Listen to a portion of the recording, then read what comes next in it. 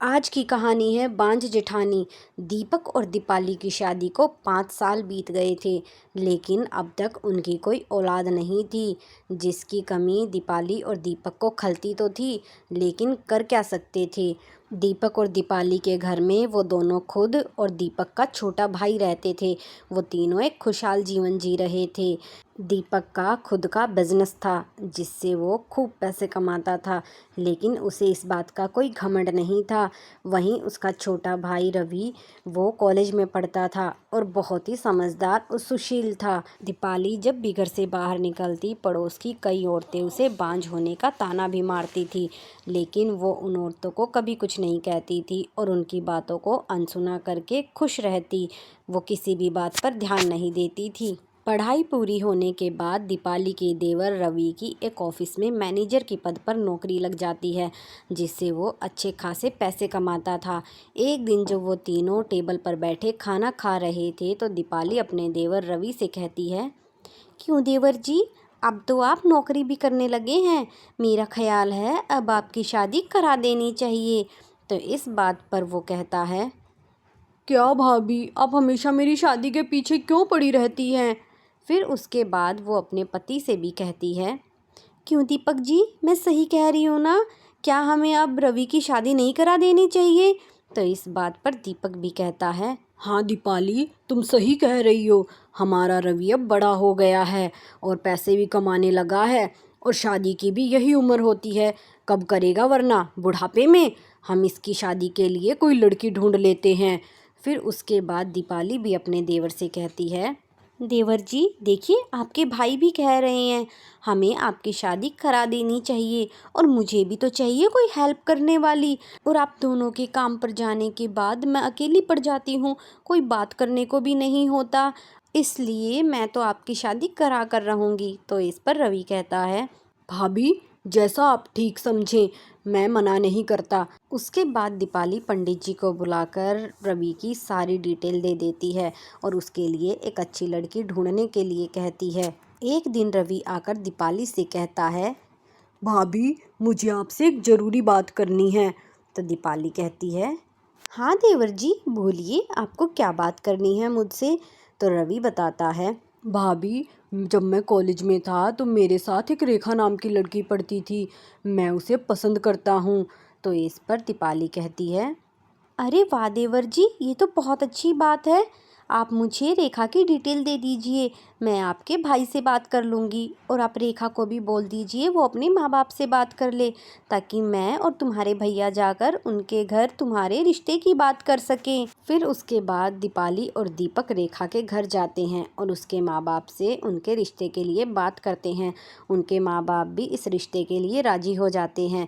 फिर दोनों की बड़े ही धूमधाम से शादी हो जाती है। रेखा जब इस घर में ब्याह कराती है तो दीपाली उसे अपनी देवरानी की बजाय छोटी बहन की तरह मानती है, हमेशा प्यार से बात करती है। लेकिन रेखा हमेशा उसे किसी न किसी बात का घमंड दिखाती रहती थी और उससे उल्टे जवाब भी करती थी, लेकिन दीपाली फिर भी उसकी बातों को इग्नोर कर देती थी। एक दिन दीपाली उसे आवाज़ लगाते हुए कहती है, रेखा, नीचे आ जाओ, मैंने तुम्हारे लिए नाश्ता लगा दिया है।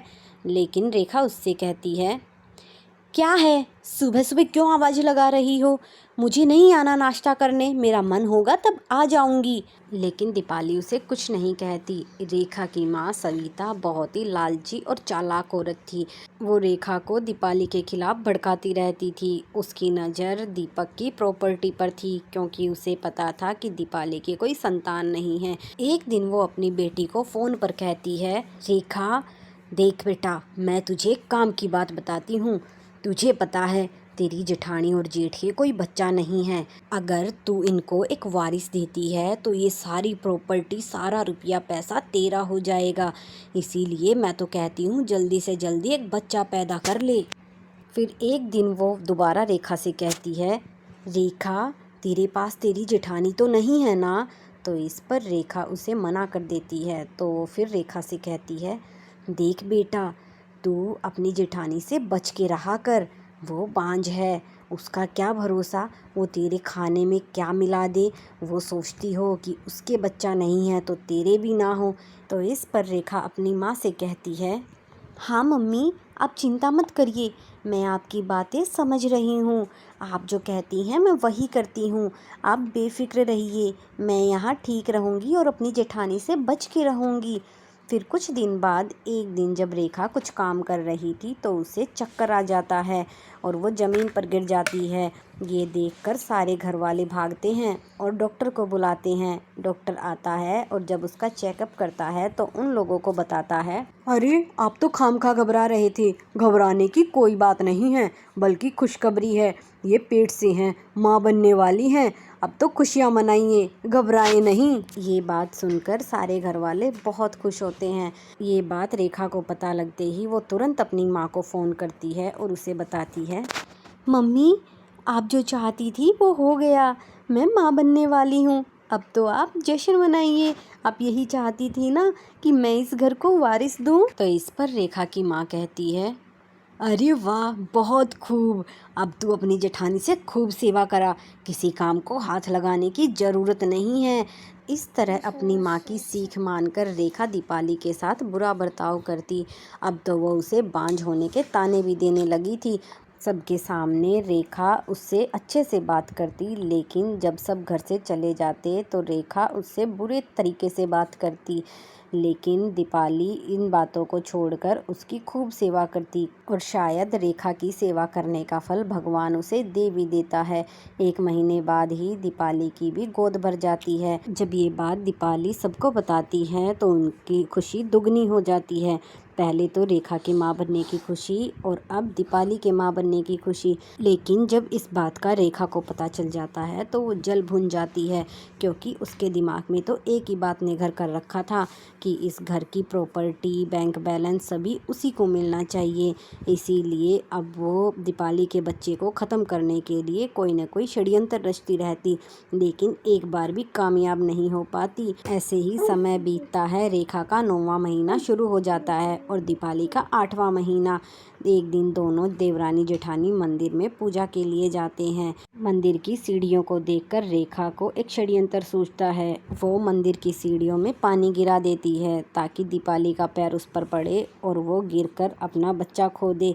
जैसे ही दीपाली आगे बढ़कर उस सीढ़ी पर चढ़ने को होती है तो उसे याद आता है कि उसने मंदिर में ले जाने के लिए फूल तो लिए ही नहीं। वो वापस मुड़कर फूल लाने के लिए एक दुकान पर चली जाती है और रेखा दूर कहीं छुपकर खड़ी हो जाती है। वो तो इंतजार कर रही थी कि उसकी जेठानी गिरेगी तो उसे आवाज़ देगी और वो दौड़कर उसे बचाने का नाटक करने आएगी।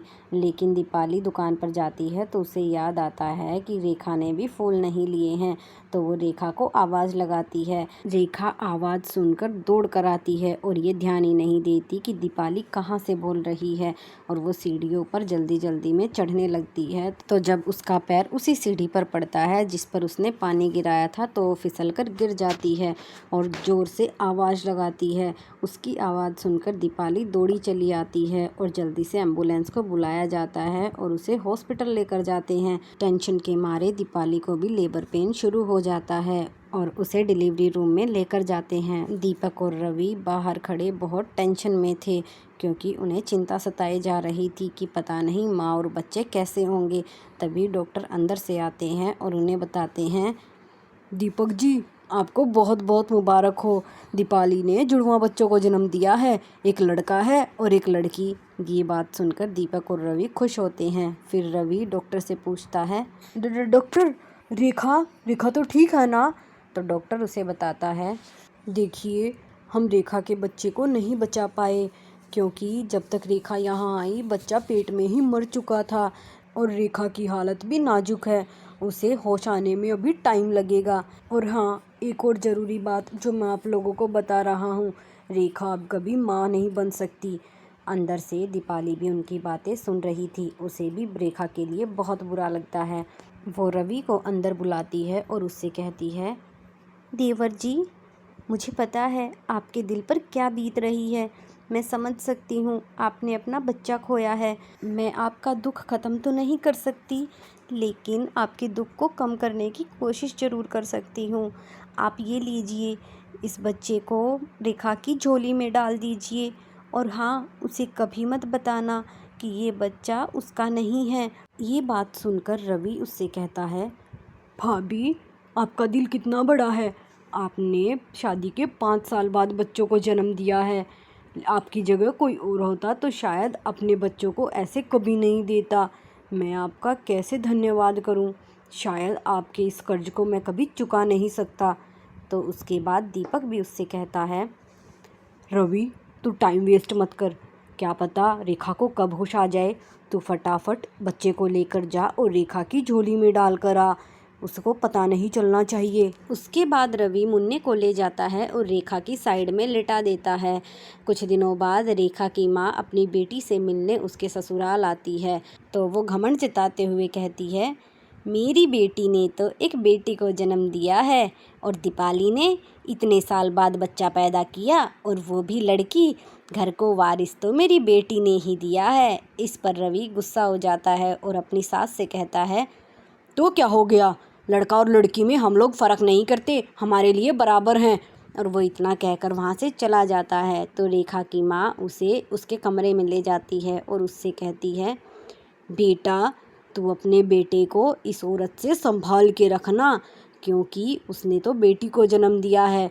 अब तेरा बेटा ही इस पूरी ज़मीन जायदाद का वारिस बनेगा, इसीलिए तू अपने बेटे को उससे बचा कर रखना, कहीं उसकी नज़र ना लग जाए। फिर कुछ दिनों बाद रेखा के बेटे की अचानक से तबीयत खराब हो जाती है। उसे बहुत जोर का बुखार आ जाता है। तो रेखा अपने आप से कहती है, अरे ये मेरे मुन्ने को अचानक से क्या हो गया, इतना तेज बुखार। उस टाइम पर रवि और दीपक भी घर पर नहीं थे। तो वो दीपाली के पास जाती है और उसे खरी खोटी सुनाने लगती है और कहती है, ये ज़रूर तेरा किया धरा है, वरना मेरे बच्चे को अचानक से बुखार कैसे आ सकता है। ज़रूर तूने कुछ किया है। तू जलती है ना मुझसे कि मैंने बेटे को जन्म दिया है और तूने बेटी को। तो इस पर दीपाली कहती है, अरे रेखा, ये मेरा भी तो बेटा लगता है, मैं भला इसे क्या कर सकती हूँ। ये इतना सुनते ही रेखा अपने बेटे को लेकर मायके चली जाती है। जब रवि और दीपक घर पर आते हैं तो दीपाली उन्हें सारी बात बताती है। तो दीपक और रवि उसे लेने के लिए उसके मायके जाते हैं। रवि रेखा रेखा चिल्लाता है तो रेखा और उसकी माँ दोनों बाहर आते हैं। तो रवि उससे कहता है, रेखा, तुम बिना बताए यहाँ कैसे आ गई, तुम्हारा यहाँ क्या काम है, चलो अपने घर। तो इस पर रेखा कहती है, देखो रवि, या तो उस घर में वो औरत रहेगी या मैं रहूँगी। मैं अपने बेटे को कोई नुकसान नहीं पहुँचा सकती। वो मेरे बेटे को हानि पहुँचाने पर तुली हुई है, वरना मेरे बेटे को अचानक से बुखार कैसे आ सकता है।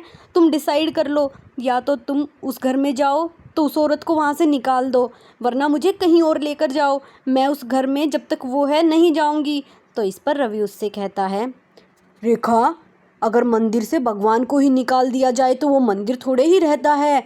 तो इस पर रेखा कहती है, तुम अपनी भाभी और भैया की चमचागिरी करो, मैं नहीं करने वाली। मुझे अपना बच्चा ज़्यादा प्यारा है। ये बात सुनकर रवि को गुस्सा आ जाता है और वो रेखा से कहता है, बच्चा? कौन सा बच्चा? जिस बच्चे पर तुम इतना घमंड करती हो ना, ये उन्हीं की दया है जो तुम्हारे गोद में आज बच्चा है, वरना तुम्हें पता चल जाता। आज तक भाभी ने मुझे अपना देवर नहीं समझा, हमेशा बच्चे की तरह मुझे मानती आई है। तो ये तो उनका खुद का पैदा किया हुआ है, तो वो इसे क्या नुकसान पहुंचाएंगी। फिर उसके बाद वो उन्हें सारी बात बता देता है, जिसे सुनकर रेखा और उसकी माँ बहुत पछताते हैं। रेखा तो रोने लगती है। फिर वो रवि और दीपक के साथ अपने ससुराल आ जाती है और आते ही अपनी जेठानी दीपाली से माफ़ी मांगती है। उसके बाद रेखा अपनी जेठानी दीपाली को कभी ताना नहीं मारती।